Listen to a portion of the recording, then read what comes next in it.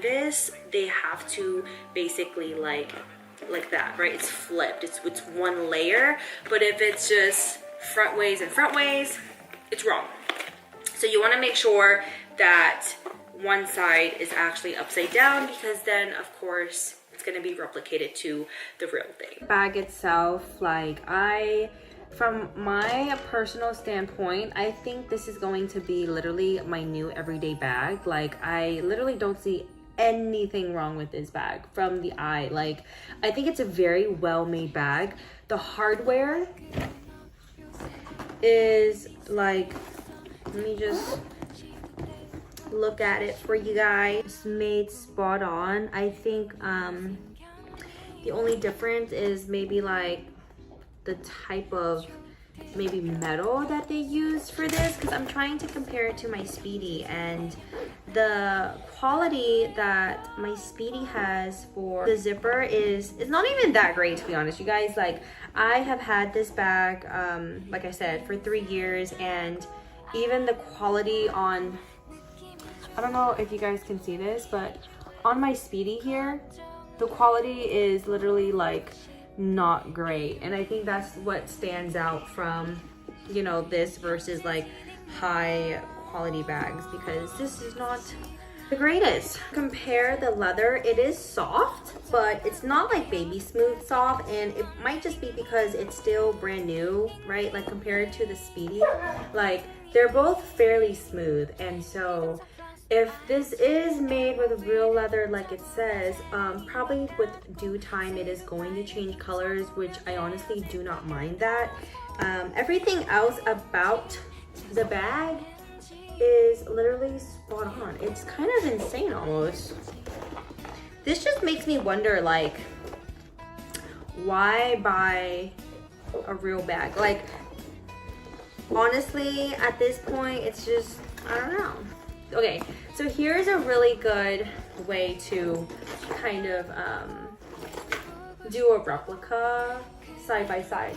So this little insert, I actually got this when I bought a Neverfull from DHK, and that Neverfull costed me like $25, maybe $30, and the color from the two bags was almost identical to each other, but in person, okay, the printing on this, I will say, is wrong, because the blue squares are supposed to go upwards and the white squares are supposed to go sideways, because on the print of this canvas material, it has like little tiny dots, and so they actually messed it up on this little guy, okay? On here, it's actually like pretty spot on. So totally correct, totally right. They even got all of the 6 printing dots down and sideways. So literally spot on. So I'm just gonna put all 3 side by side.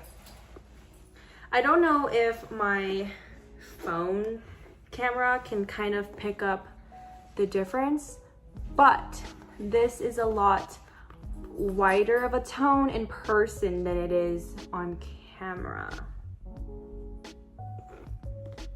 I kind of forgot that I had this, so I'm kind of glad that I still have this in here to show you guys. Even like the quality of the zipper on here was not the greatest, because it just kind of is like a cheap metal almost, but honestly I don't mind.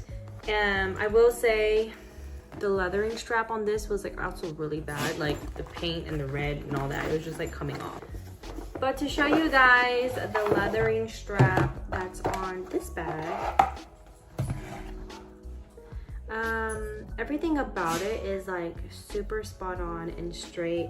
It's also kind of like this like orangey red color. It's not super bright red, which I believe it is literally supposed to be this color, because if you compare it to the Speedy,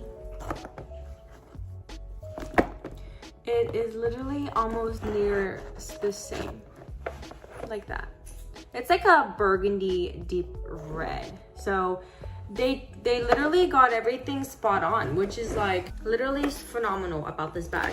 I probably won't end up using this strap because I don't find a need for it, but if you can just like hear the quality of it, it's not a cheap plasticky material, because sometimes what happens is they use like very cheap items on these replicas, but that's only if you're paying like, you know, $20, $30, even like $50 for a bag.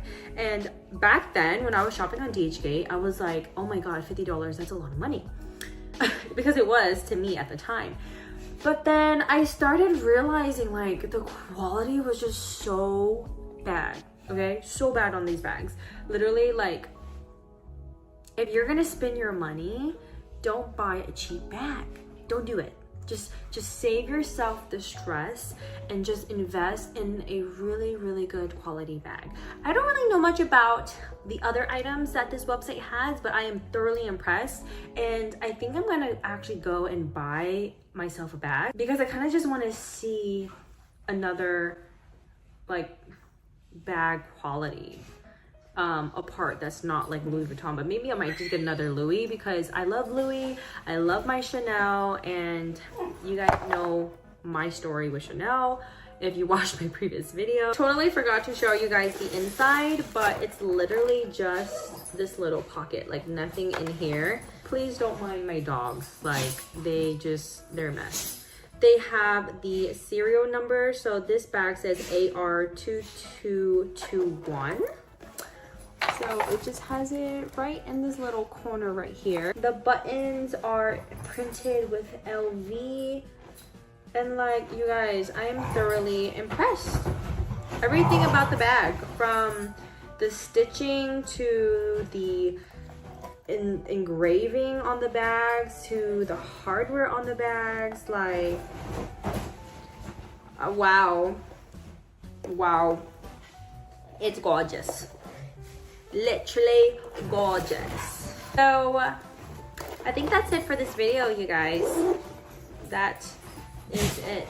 Let me know what you guys think about this bag. If you have this bag, let me know what your thoughts are. Does it compare to the real one? Would you buy this bag? Because honestly, I am obsessed. I know it's like slightly off, like the tone is just very faint, but the warm tone, I kind of really like that just because it just makes the bag a little bit more vibrant in my eye. The only history that I know about Louis Vuitton is that it started back in the day, and it was so interesting because he was a poor boy and he ended up making like bags and purses because it was just easier to carry things, and soon enough it turned into suitcases and stuff like that. And the history of Louis Vuitton is just very interesting. If you have time, look it up. You will be thoroughly impressed and surprised. But it's just sad that Louis has not been able to survive this long to literally enjoy his creation, you know, and corporate people and companies and all these just money hungry people are just always out there for money and ruining all these really cool brands. Here's the logo comparison. They're both pretty similar.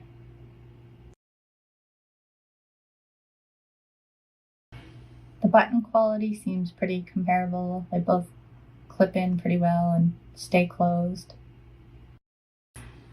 They both have pretty rough leather interior.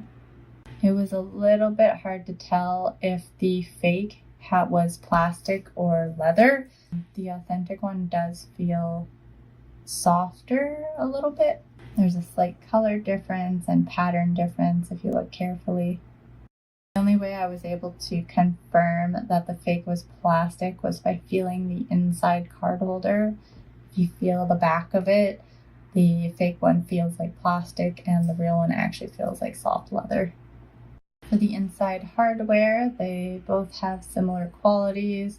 On the authentic, you have a little tab you can push to slide the bar out, and each of the little key holders are removable. On the fake, It's built kind of similar, but the gold is noticeably cheaper. Still has the button tab to push and slide the bar out.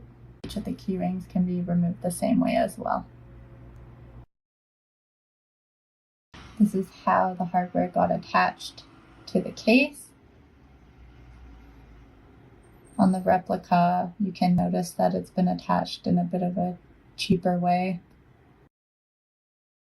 For smell, the replica definitely smelled of chemicals and plastic, whereas the authentic had a bit of a different smell, more of leather and maybe some of the glue that they use. Thanks again for watching this video, and I hope it helps somebody out there who's looking to buy from the pre-owned market. Let me know if you have any questions in the comments. Panel, and in fake bags the stitches may be larger or they'll have a lower number of counts. Number 4, CC lock. For genuine Chanel pieces, ensure that the CC lock is overlapping in the right way, with the right C overlapping over the left C and the same at the bottom.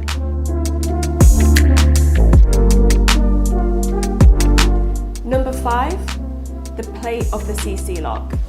Classic Chanel bags tend to use flat screws, and counterfeit products may use different fonts and larger lettering. Number 6, the lettering of the Chanel logo. You want to check the font of the logo and make sure all letters are straight. Fake Chanel bags tend to get their lettering to sit on top of the leather rather than actually being embossed into it. Number 7, authenticity cards. The genuine Chanel cards will have strength, whereas the fake Chanel cards may be flimsier. After 2005, the cards now have 8 digits, apart from 2021, where Chanel started making plaque series and they no longer have cards. Number 8, chain straps. In genuine Chanel pieces, the chain strap will have weight to it.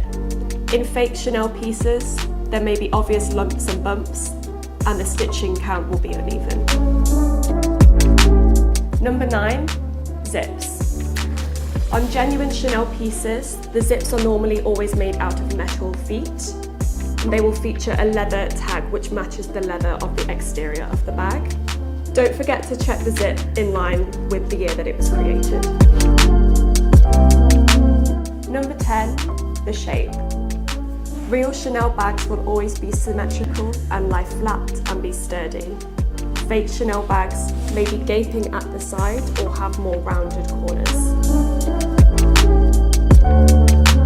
Chanel always use the best leathers and materials so that they will always keep their shape for years to come.